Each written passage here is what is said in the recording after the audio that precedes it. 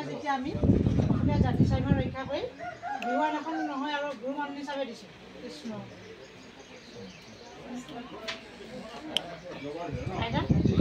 বিহু আমাৰ ৰক্ষা কৰি অসমীয়া জাতি হিচাপে গুৰু মানুহ হিচাপে চেলেঞ্জ চাদৰ এখন দিছোঁ একেলগে সমূহীয়া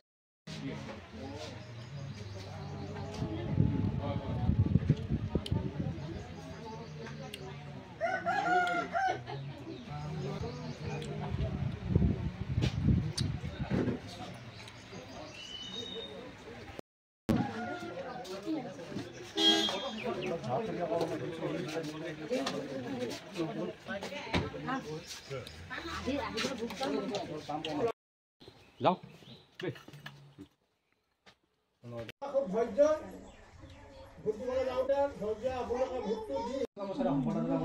আমাৰ এই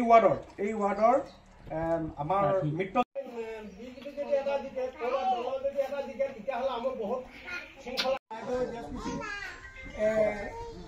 তেওঁ প্ৰতি আহিব আমাৰ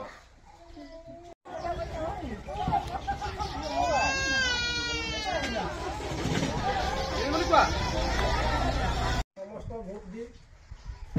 আমাক এতিয়া জয়যুক্ত কৰি দিব লাগে গতিকে এতিয়া 1 নম্বৰতে আহিলে আমাৰ বাইদেউ জেছপিচি তেওঁ প্ৰতি আহিব আমাৰ মোদী ডাঙৰীয়া সহযোগত শক্তিশালী প্ৰকাশ পোৱা নাই আপোনালোকৰ ওপৰত বিশ্বাসঘাতক নকৰোঁ মোৰ ক'ব ইচ্ছা আপোনালোকে মোক ফুৰাবৰ কাৰণে সুবিধা কৰি দিয়ক যিহেতু মই মিত্ৰজোঁটৰ বিশেষকৈ আপোনালোকৰ দুখ বেদনাবিলাক মই সমস্যাবিলাক সমাধান কৰিম বুলিহে মই আপোনালোকৰ মাজলৈ আহিছোঁ হয় মই আজি আপোনালোকৰ মাজলৈ আহিছোঁ দেখিছোঁ ৰাস্তা পদূলি ৰাজহুৱা অনুষ্ঠান সঁচাকৈয়ে বৰ জৰাজীৰ্ণ অৱস্থা খুব বেয়া লাগিছে মই আপোনালোকক কথা দিছোঁ আপোনালোকক মই বিশ্বাস দিছোঁ আপোনালোকে মোক বিশ্বাস কৰক আপোনালোকক কেতিয়াও মই বিশ্বাসঘাতক নকৰোঁ মই এগৰাকী সমাজপ্ৰেমিক সমাজ সেৱিকা সমাজ সেৱা কৰা মই এগৰাকী নাৰী মই সৰুৰে পৰা মই সমাজৰ কাম কৰি আহিছোঁ যেতিয়াৰ পৰা মই নিজে জনা হৈছোঁ এক্সিট স্কুলৰ পৰা মই প্ৰধানমন্ত্ৰী চাফাই মন্ত্ৰী আমাৰ দিনত তেতিয়া আছিলে সেই তেনেকৈ মই স্কুলত দায়িত্ব লৈ কাম কৰি আহিছিলোঁ আৰু মই হাইস্কুলত মই সাংস্কৃতিক সম্পাদক দায়িত্বত কাম কৰি আহিছিলোঁ আৰু কলেজত মই ছেক্ৰেটাৰী দায়িত্ব লৈ মই কাম কৰি আহিছিলোঁ আৰু বৰ্তমানো এতিয়া মই অসম ভিত্তিত সামাজিক কামত জড়িত হৈ আছোঁ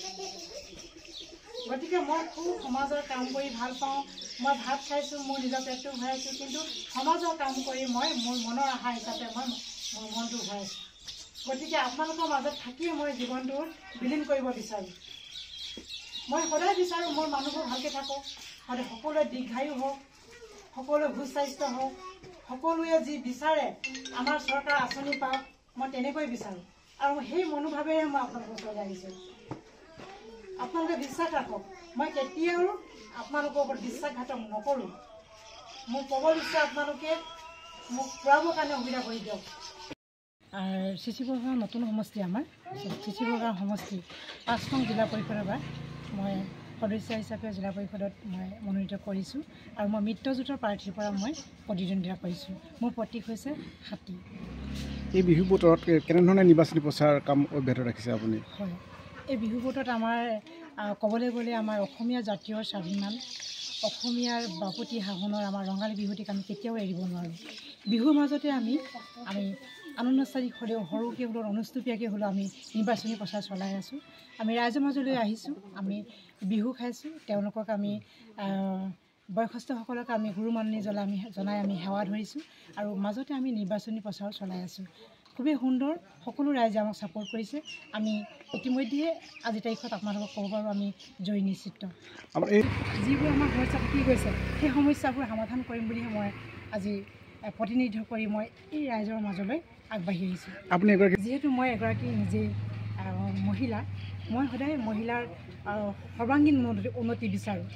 আগৰ মহিলা যেনেকৈ ঘৰৰ ভিতৰত আবদ্ধ আছিলে আজি মহিলা তেনেকৈ ঘৰৰ ভিতৰত আবদ্ধ নাই আৰু মই যদি জিলা পৰিষদৰ সদস্য হিচাপে মই মনোনীত হৈ ওলাই যাওঁ জয়যুক্ত হওঁ মই কোনো কাৰণত মই মোৰ মহিলাসকলক মই পিছ পৰি থাকিব নিদিওঁ তেওঁলোকক যথা উপযুক্ত সময়ত মই কেনেকৈ উলিয়াই নিব লাগে তাৰ প্ৰচেষ্টা মই ৰাখিম